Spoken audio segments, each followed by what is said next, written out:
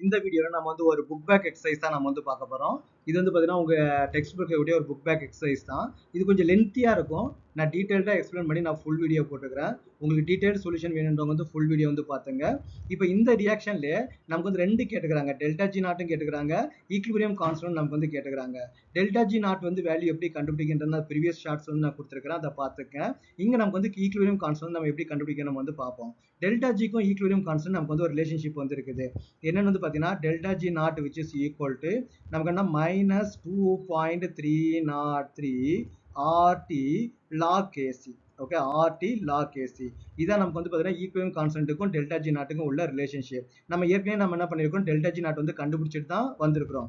அப்போ நம்ம என்ன பண்ணலாம், ஈக்விலிபிரியம் கான்ஸ்டன்ட் நம்ம கண்டுபிடிச்சிடலாம். அப்போ ஈக்விலிபிரியம் கான்ஸ்டன்ட் நமக்கு வந்து KC வந்து நம்ம எப்படி கண்டுபிடிக்கலாம், log KC which is equal to minus delta G naught divided by 2.303 R and வந்து நமக்கு வந்து T. ஓகே, ஸோ வந்து பார்த்தீங்கன்னா இப்போ டெல்டா ஜி நாட்டோட வேல்யூ என்னது, ப்ரீவியஸ் ஷார்ட்ஸ் வந்து நான் அதை மென்ஷன் பண்ணியிருக்கிறேன், நீங்கள் பார்த்துங்க.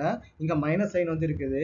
Already delta G naught value minus தான், 196,860 ஜூல். இது நம்ம வந்து ப்ரீவியஸ் ஷார்ட்ஸ் வந்து நமக்கு கண்டுபிடிச்சிருக்கிறோம். ஓகேவா, டெல்டா ஜி நாட்டோட வேல்யூ டிவைட் பை 2.303 இன்ட்டு ஆரோட வேல்யூ வந்துன்னா 8.314 இன்ட்டு டெம்பரேச்சர் வந்து பார்த்தீங்கன்னா 298 கெல்வின். அப்போ இது வந்து மைனஸ், இது வந்து நமக்கு வந்து மைனஸ் வேல்யூ தான் இருக்கும். அப்போ மைனஸ் ஆஃப் மைனஸ் நமக்கு என்ன ஆகிடும் பார்த்தீங்கன்னா ப்ளஸ்ஸாக வந்து நமக்கு வந்து மாறிடும்.